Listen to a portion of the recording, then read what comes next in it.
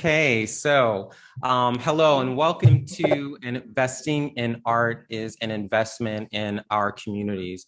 A big thanks to the Seattle Equity Summit, CC, and all the amazing team who helped put this together. My name is Nicholas Roman Lewis. I'm an entertainment attorney and I'll call myself a creative entrepreneur. I'm very excited to speak to these three distinguished artists today about their careers and how we can invest in art to support our communities. So you can find their full bios on the website, and through this, I'll put their websites again in the chat. But I just want to give you a very quick introductory statement about each. So Tiff Massey is an interdisciplinary artist. I just want to remind you to mute yourselves if you're not speaking. Tiff Massey is an interdisciplinary artist from Detroit whose work is inspired by African standards of economic vitality. Her work includes both large-scale and wearable sculptures, music, and performance. Tiff counts the iconic material culture of the 1980s hip-hop scene as a major influence in her jewelry. Mario Moore is a painter and teacher whose work explores the public and private lives of Black people. A recent quote from White Hot magazine regarding a painting by Mario Moore in the exhibition Shattered Glass states, Mario Moore's grand portraits honor Black people in the way that powerful white men have been immortalized by portraits for centuries. And next, boldly blending folk and impressionist styles, Ted Ellis's work evokes nostalgia and inspiration. A creative historian, Ted has been painting for over 30 years and states that his sole purpose is to educate through art. An advocate for the importance of visual literacy, his commitment to preserve African American history and culture through art have been paramount. So we don't have a lot of time, and we really don't have a lot of time now. So I have three goals for this session. So we're going to try to get through. Number one, I want to introduce you, the audience, to the work of these amazing artists and get an understanding about their practice. Number two, I want to have a discussion on how we can be intentional. So I'm going to say it again, how we can be intentional in our consumerism and in general, the financial support of artists. And lastly, we want to look at this conversation through the lens of social justice. So first on stage, let me bring Mario Moore and make sure all of my, I'm going to add Mr. Moore and let me get my screen sharing going. Welcome, Mario, to the stage. And give me 2 seconds so I can get your, get this going and share the screen.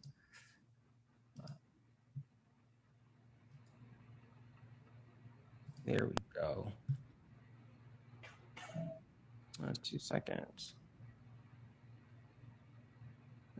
Well, apologies. Here we go, Mr. Moore. It's just you and I. I'm happy to be here. How's everybody doing? Yeah, so I guess I can briefly talk a little bit about my work and what I do and my process. I'll kind of talk about it broadly so that way I don't get caught up in all the details and because there's so much going on in one piece. But I think collectively, my approach to my work is at once to consider Black people in European and Western painting and in our history in general as human beings. And within that, being able to express all human emotions possible. So it's not limited to just pain. It's also about joy. It's also about happiness. It's also about a sense of place and a significance in painting and history itself.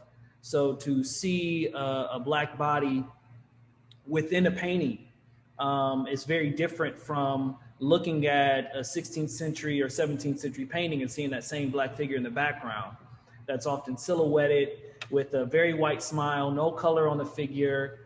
So it's about at once reprimanding that, but also dealing with what's going on in our world in today's time, what's happening to us in the here and now.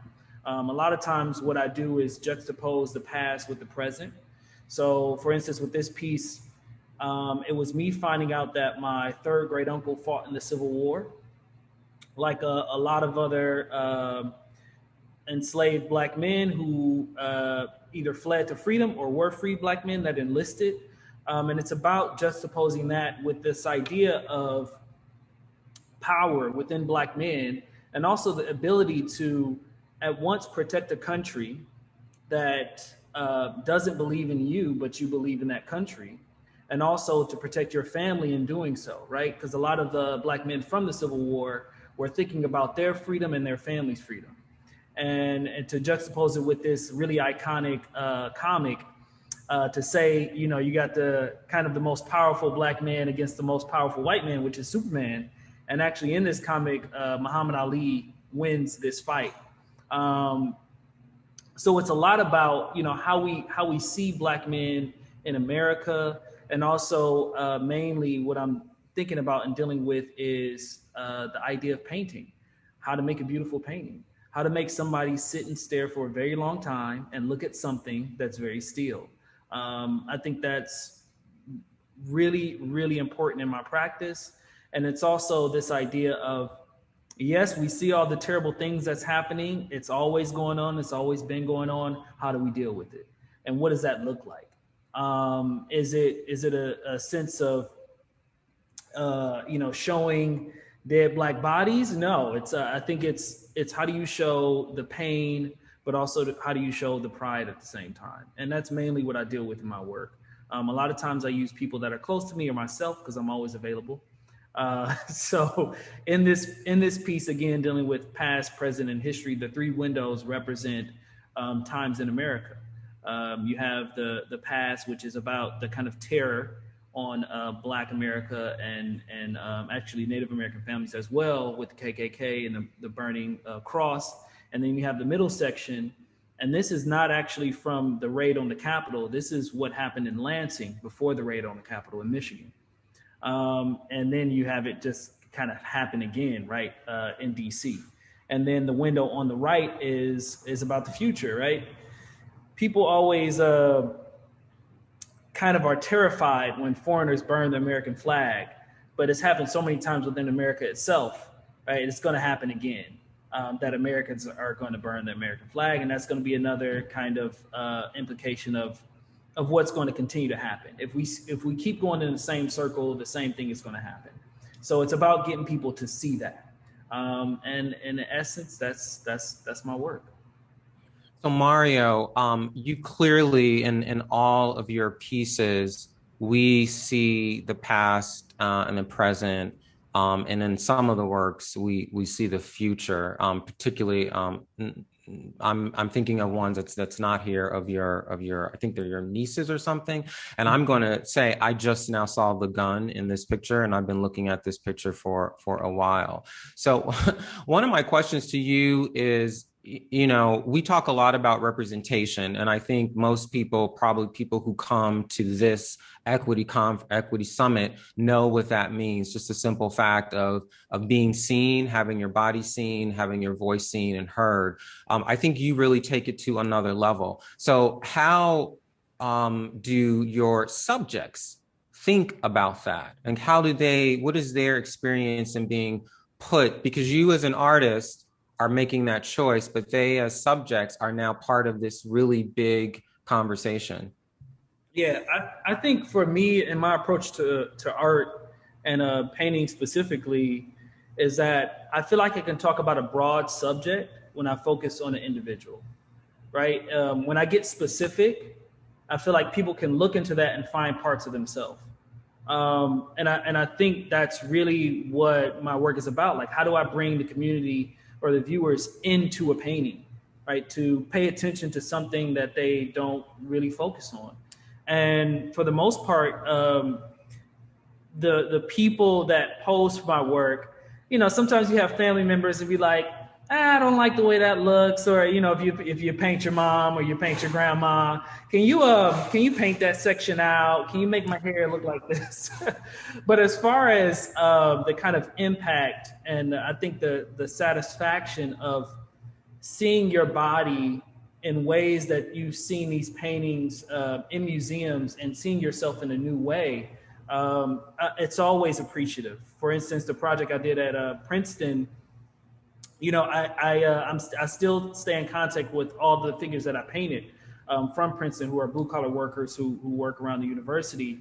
We chat, we text, but I was getting calls like every day, thanking me and really happy to be on the news and just I think really excited to be appreciated in that way, because a lot of times within the work that they do as human beings, they aren't appreciated for what they do. So that kind of recognition, I think, allowed them to see themselves in the way they wanted to be seen, and also for the world and the broader community to see them in that way also. Wonderful, wonderful. So, I in your work, you have, I mean, you're a lot of your paintings are massive, right? I know you have a range.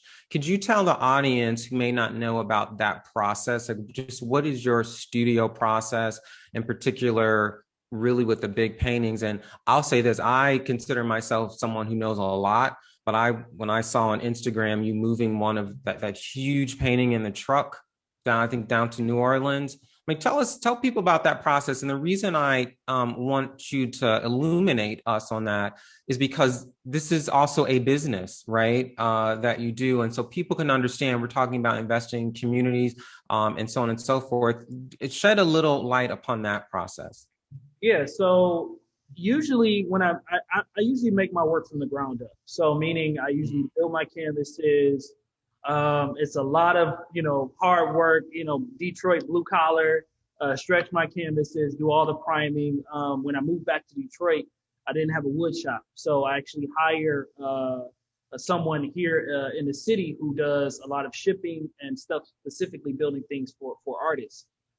So he helps me build the really massive canvases, and it takes a long time to stretch them. It takes more time to prime them, but that entire process on deciding the size of something really has to do with what I'm trying to say. So usually whatever my idea is leads me to the size of the piece. I also work really small. I'm working on some smaller works right now that are really intimate, because I want the viewer to, from a distance, to feel like they need to get up close to it to see what's going on. And then kind of hit them in the face when they get really close. So, that's the purpose of that. But other works are really so people can stand in front of it and feel immersed in that work. Wow. Um, I hadn't thought about that way. That's really yeah, cool. and Yeah. it's also it's an investment to pay for shippers and to have artist packers come and pick up a work, especially for a 17-foot piece. It's not cheap at all. It's not cheap getting my canvases built. It was a lot more cost effective when I was doing it myself, right? But as my studio grows and as my process grows, my schedule is really busy. So I need to make sure I minimize other parts that can be done for me to help me in scheduling and getting things done. Thank you for that insight. I think we're going to probably take that thread a little bit because I want to ask Tiffany questions because she does obviously very large scale pieces. So thank you, Mario. We're going to have you sit back down in the audience, and I'm going to bring up Tiffany or Tiff rather, and now. So let's welcome to the stage Tiff, and let's move this along. Hold on. So there you go.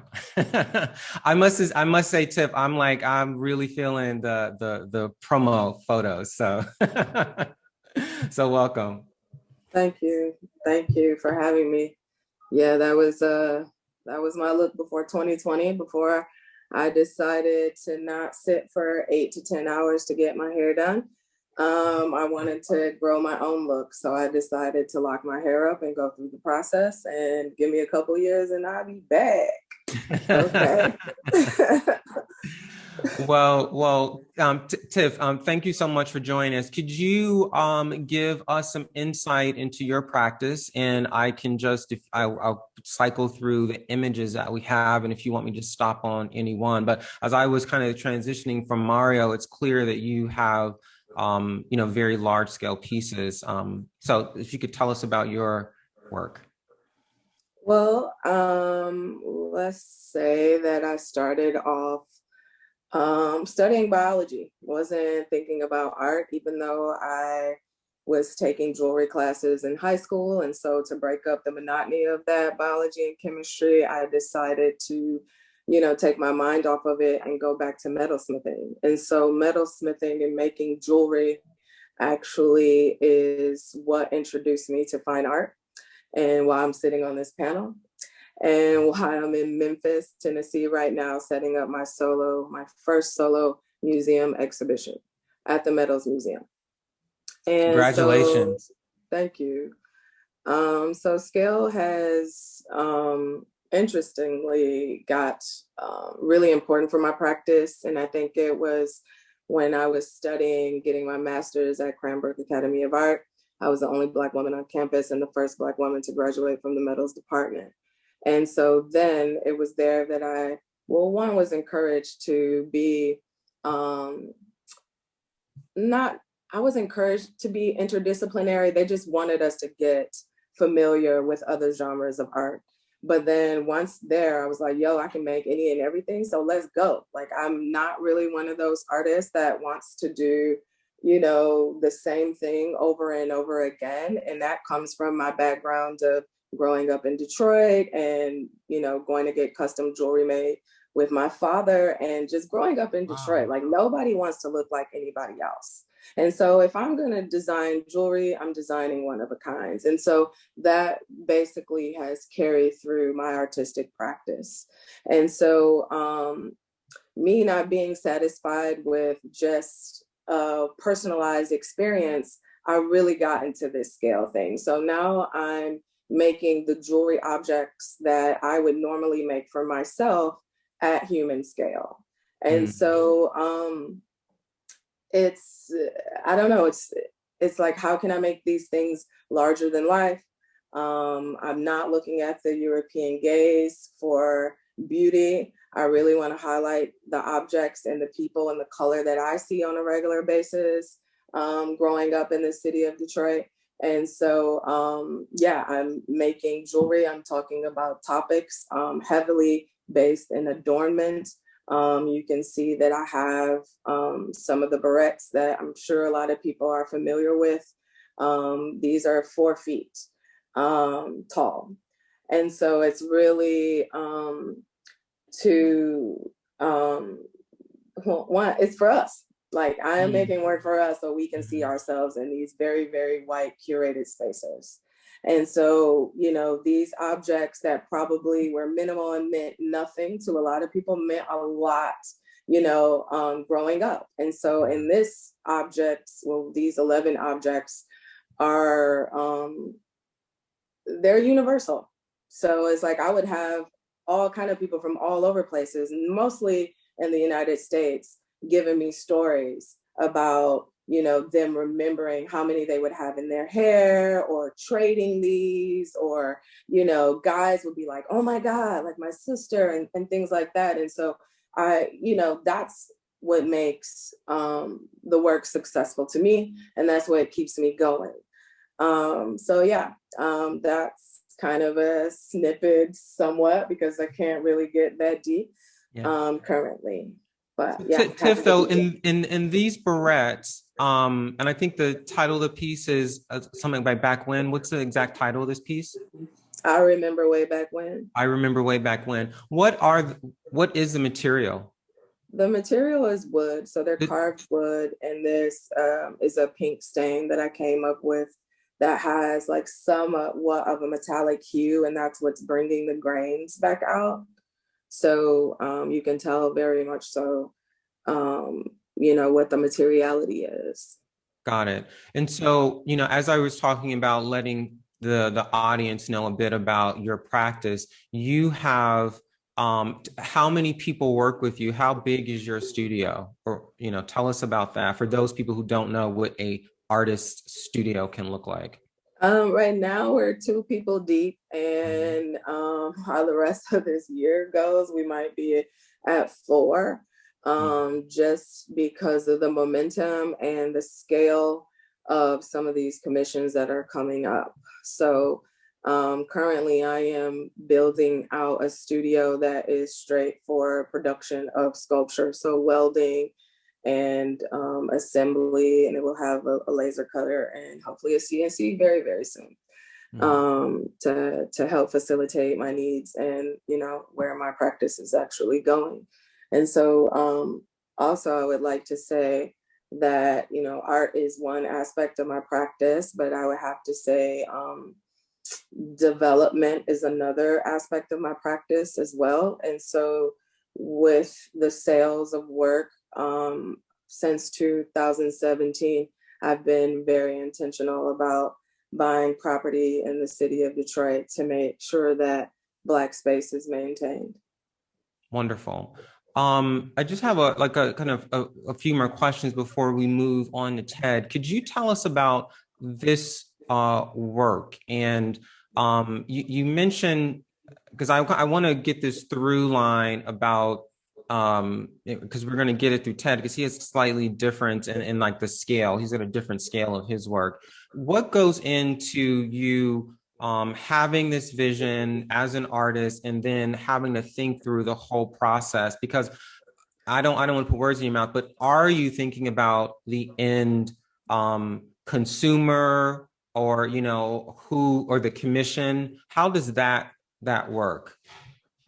Well, for this body of work specifically, these are all designs that I would wear on my body. And so I made each of these in brass, and they were all wearable. And I was making a series when I was teaching a metalsmithing class at a community college to show how you can build relationships between objects and they can be a part of the same family. And so I would make these rings in class and teach at the same time to show them like, yo, like you probably should be using your time a little bit more efficient if I can do all of this at the same time. So then when I got a chance to have another solo exhibition in the city of Detroit at Library Street Collective, I was like, yo, I gotta go all in. They only given me one space, they have two, and I need to go hard, you know.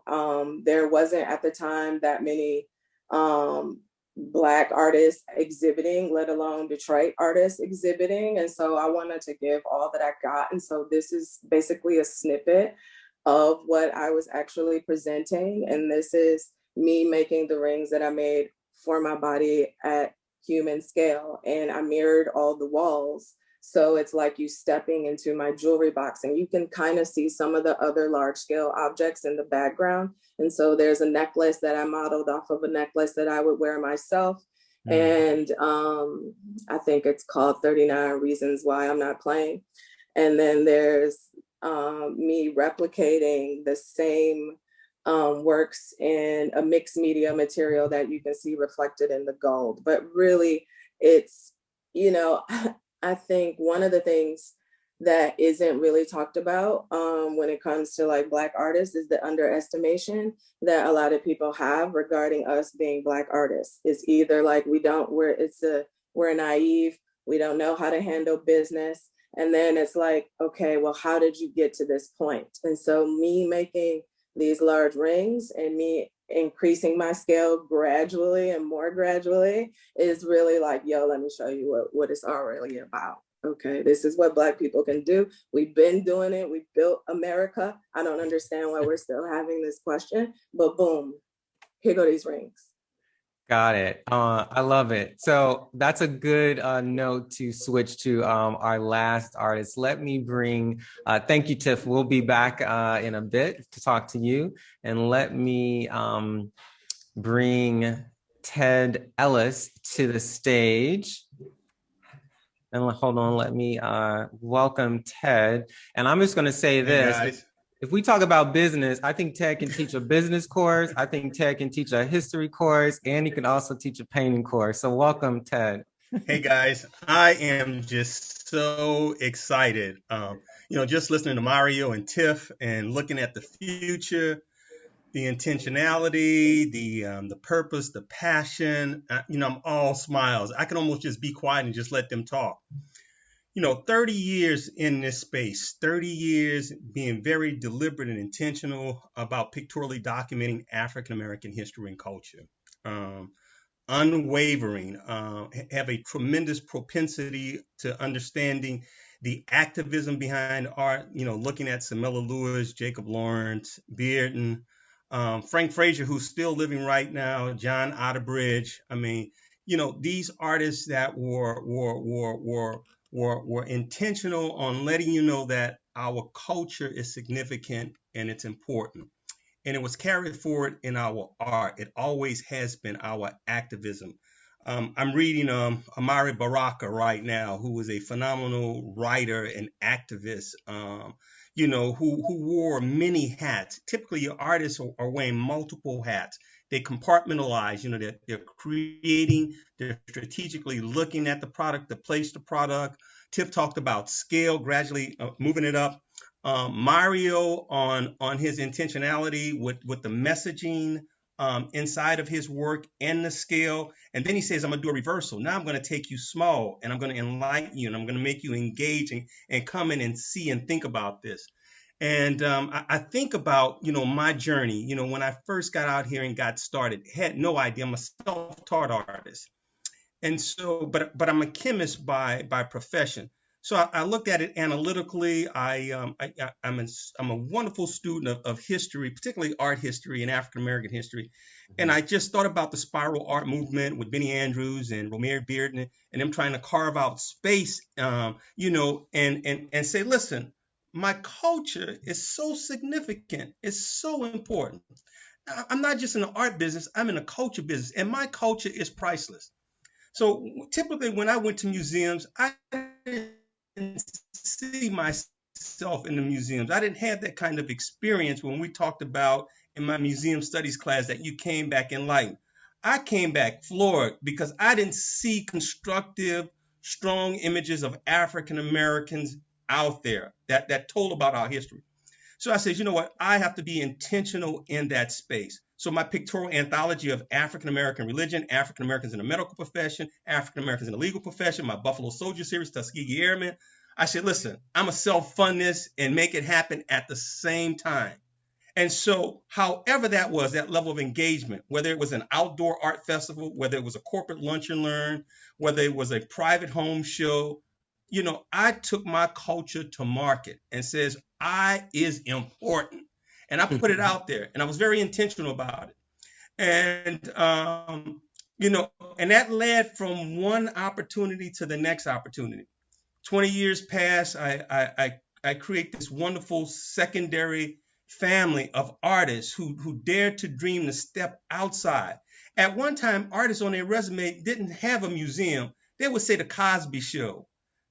That was on their vita and their resume. They were pushing through. They were very entrepreneurial. When those doors closed, those museums didn't open up those opportunities for them. They said, we got to find a way. So they started venturing out, going to professional conventions like the Links conventions, like the Doctors conventions, like the Black Engineers convention. Those were conventions that I participated in, a 10 by 10 space. And that 10 by 10 space was predicated on the scale, Mario, on what I could offer so that people could engage. And so I want to say I didn't master it, but I was exceptional in the sense that I was able to put inside that 8 by 10 space something that will message and communicate directly to that viewer to get them engaged. And it gave me that opportunity to advocate. They always say, look, Ted is the art preacher in here, Not that the art wasn't important, but our culture and our position and stature right here and now. As I got a little bit older, a little bit wise and more studied, I looked at policy, I looked at laws, and I said, everything is culturally centered. The policies, in effect, that become laws are culturally centered. And if we don't, that improves your livelihood and your human capital. And so artists play a critical role in making sure that we see our value and our significance. The generation of artists now that are coming forward, like Mario and Tiff, are exceptional in that space and are very unapologetic and the passion and the love for their culture, their history.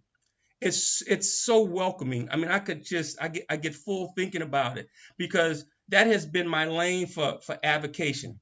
On the business, Sunday worship. I looked at Sunday worship and I said, that's everybody's little white church there in the South. Mm. And you could look throughout the whole Bible Belt. But it resonated not only with African Americans, but with Caucasians as well. So when I presented a proposal to Avon Products, Inc., that was the early part of the 2000s. They had the African American boutique catalog. And their competitors was J.C. Penney's and Home Interiors. I understood that they had great distribution. That's one thing I didn't have. But I also knew I had a pulse on the market. And so when I introduced that, I told them what their competitors was doing, price points and so forth and whatnot. They introduced the piece in their catalog for like $20. I think at that point in time, I was getting about $30 to $40 a print. But I yielded and says, okay, let's do that at $20. When that campaign was done, it lasted about 2.5 months. We sold 63,000 prints through Avon's distribution. Wow. Now, I orchestrated that deal in a percentage, and I came away in a winning position with that. Over a 10-year period of time, we moved close to 400,000 prints through Avon's distribution. I leveraged that with the Army Air Force Exchange Services, and I took product to market. And I knew that at the end of the day, with trying to find a way to validate and authenticate myself, when folks would say, well, who are you, Ted? Are you in any museums? I said, well, no, I'm not. But I do have this multi-billion-dollar corporation seeing value in what I do as an artist. Yes, exactly. And that image. So subsequently in 1999, Walt Disney came calling, and I was the first African-American artist to be commissioned by Walt Disney to celebrate Black history. That was 1999. We talk about DEI. That was a great example of DEI. So when you walked on that campus in Epcot Center in Lake Point Vista, you saw TLS artwork all along that campus. Danny Glover, Alfred Woodard, all your major celebrities were there. And so part of that, when we talk about what it looks like with having this kind of engagement and reaching, the Lynx organization just celebrated their 75th anniversary. This is the Eastern area of the Lynx. Shawana Tucker is the director of the Eastern area Lynx. She says, Ted, we'd like to commission you to do our anniversary piece. And we use this piece as a fundraiser for scholarships, as well as an opportunity for me to advance myself as an artist.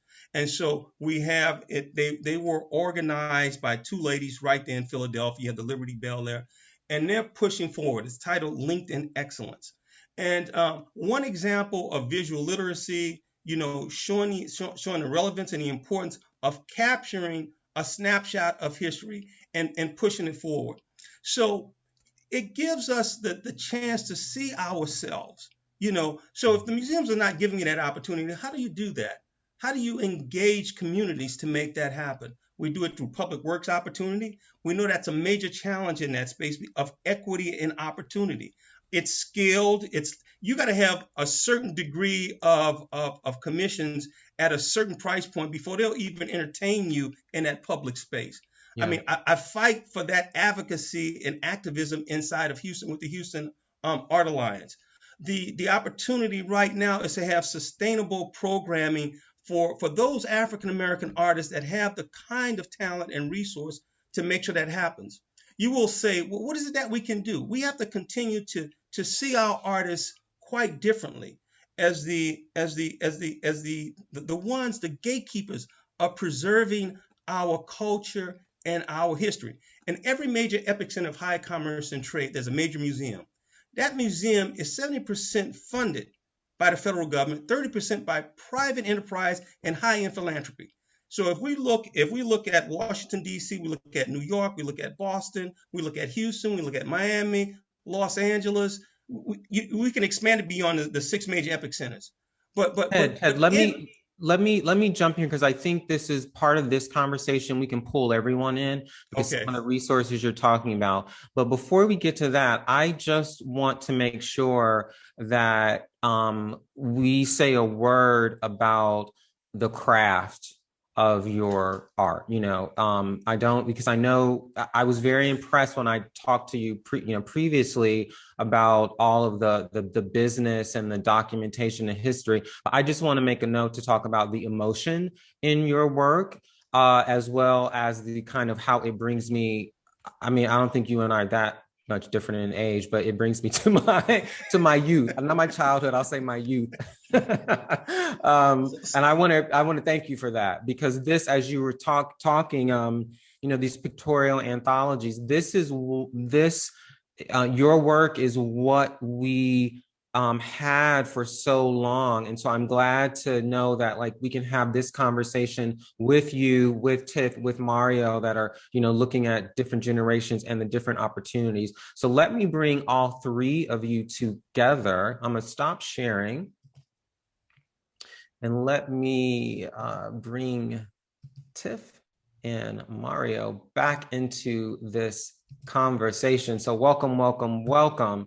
I apologize. I know there's chat in here that I haven't seen, but what I want to do now, because we don't have that much time left, I would love to hear your thoughts on what the audience, what the collector, what the patron can do to support you.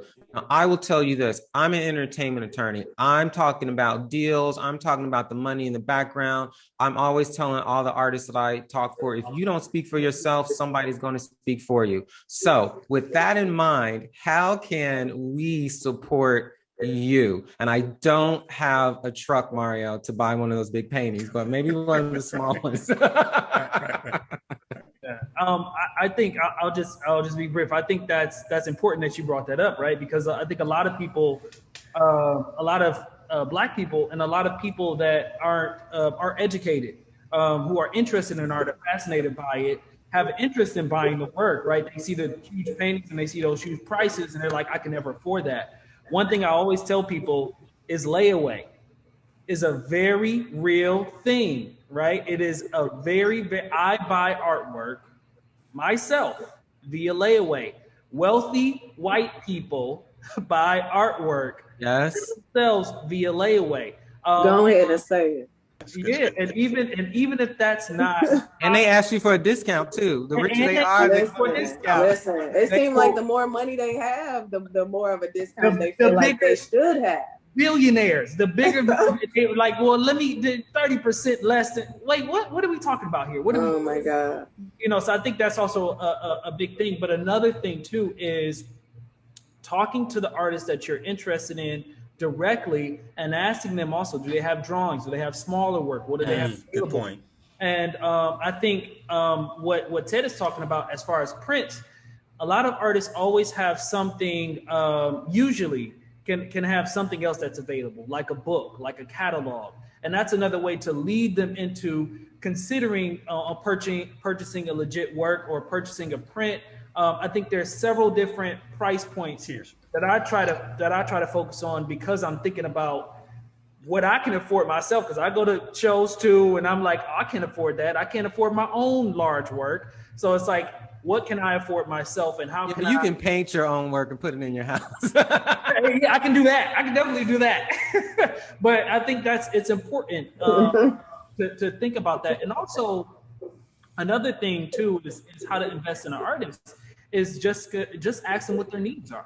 Like, what are your needs? What can I help you? How can I help you achieve the next level? And a lot of times that doesn't have to do with money. It might have to do with, I can write this article for you. I can introduce you to this person. So those are the kind of engagements and things that I think can help artists. And I'll let Tiff and Ted take it away. Go ahead, Tiff. So, yeah, to support me and my practice, I'm just like, buy the work. That is, and I'm like with Mario, I will work it out with you. We could call it layaway if that makes everybody feel comfortable. But, one important thing for me is that I have Black collectors. I want my houses, my work to be in Black homes. And so, like, if, Black collectors can't, just flip the bill real quick, I'm really willing to work it out in that aspect, just because of how things are sitting right now. It's like I want, Black families to grow with me as well, with my practice. They should have that same opportunity. So I'm totally with you on that. And then, yeah, I mean, if you buy the work, then I can go do the other things to take care of other people, which is my community, which is important. So yeah. And I think one more thing, if you feel comfortable, white people call it a payment plan. They don't call it layaway. So if you want to, if you want to call it a payment plan, feel better. Whatever you want to go. You know what I'm saying? I'm like, let's go if you really want it. That's what it is. Another thing that I think is really important, because a lot of wealthy people who buy artwork and in these museums and things, they donate their work to museums and they get these huge tax write-offs. I think one thing that the artists kind of lacks in as far as taxes go is that one thing that we can do is we can exchange artwork and we can donate those artworks to institutions and write that off, but you can't write your own artwork off. Like if you donate it, like if I donate a work to a museum, even though that work has value, I can't write that off for my taxes. I would have to do a trade with Tiff, donate Tiff's work, and then I'll get a tax write-off for that. She'll donate my work somewhere, she'll get a tax write-off for that. So I think that's just really important for artists to start thinking about that as well.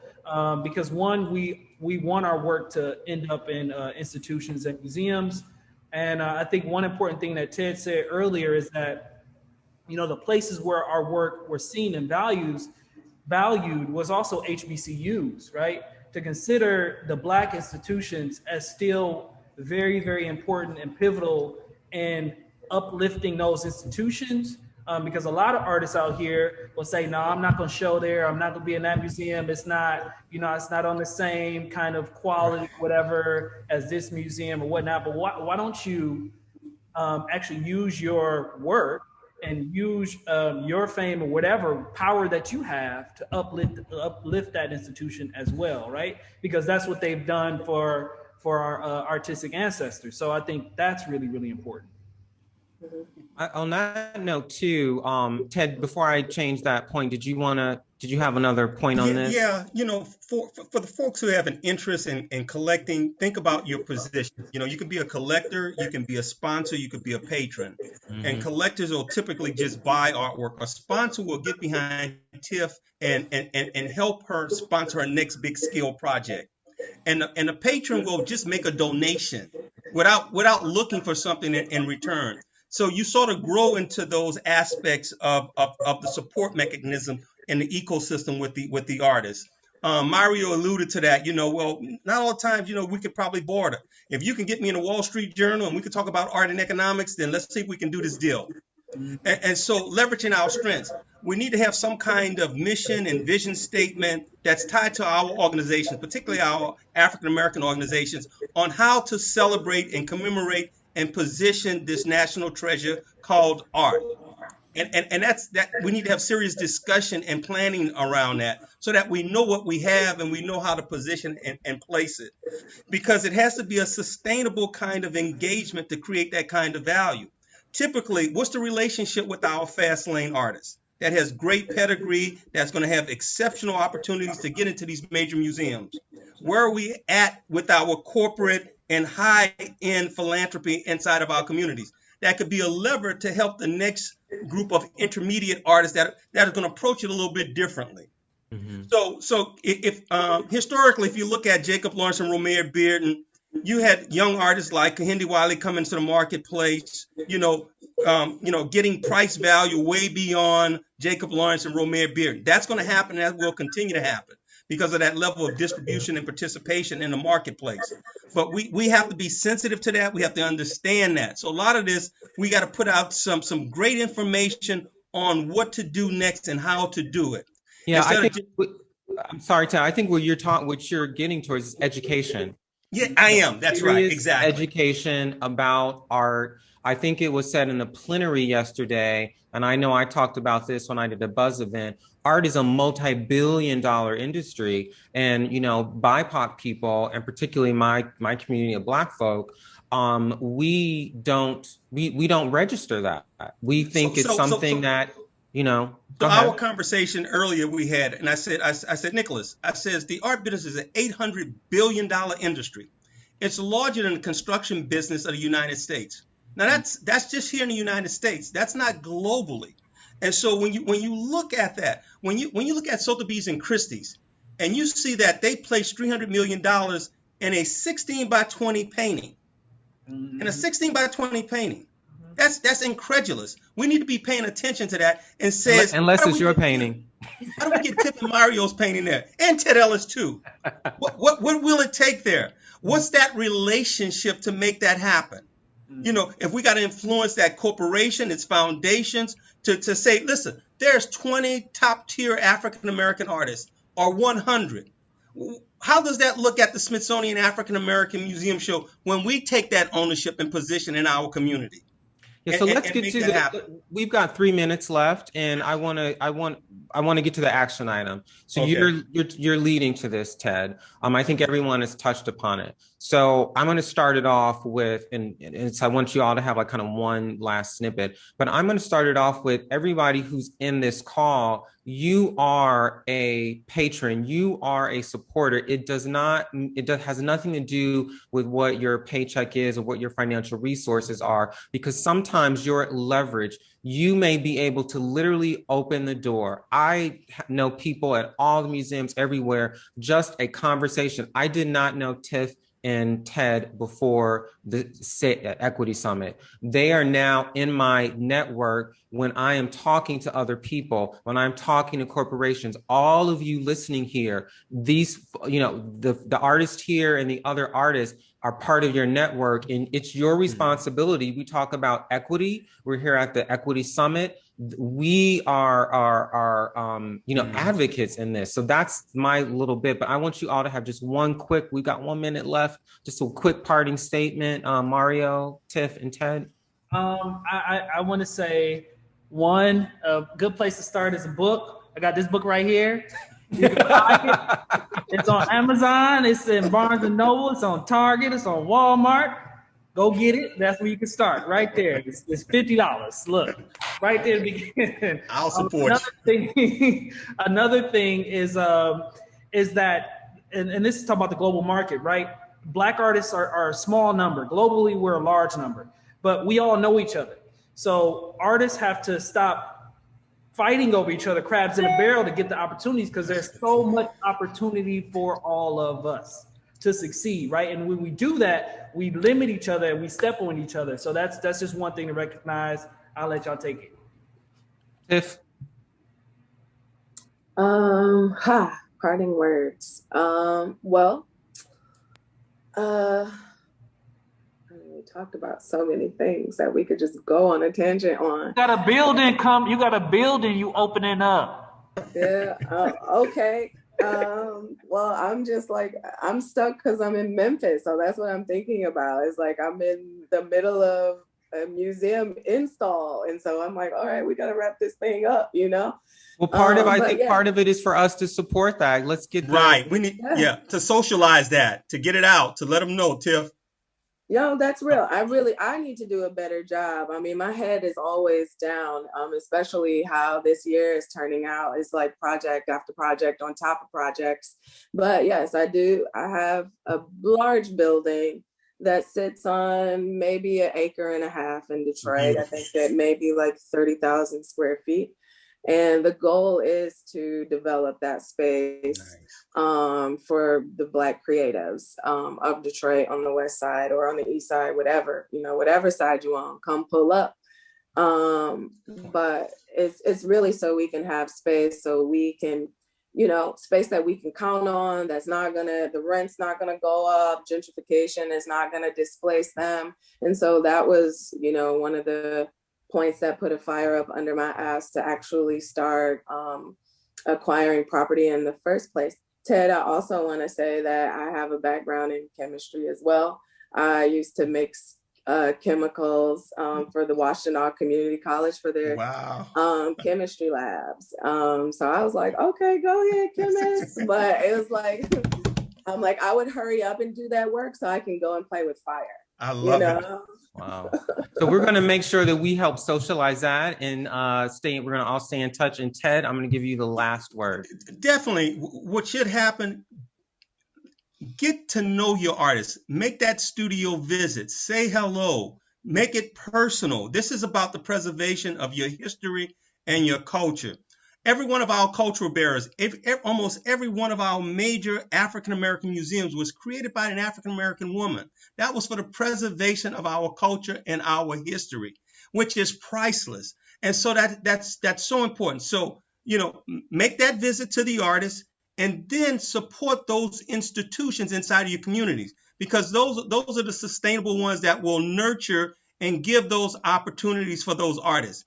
And those who are in grant writing, help the artists to write the grants. And marketing, help the artists to market. It's about your culture. It's about your history. It's about your heritage. And that's what these artists do so bravely, so unapologetic, so intentional every day of their life.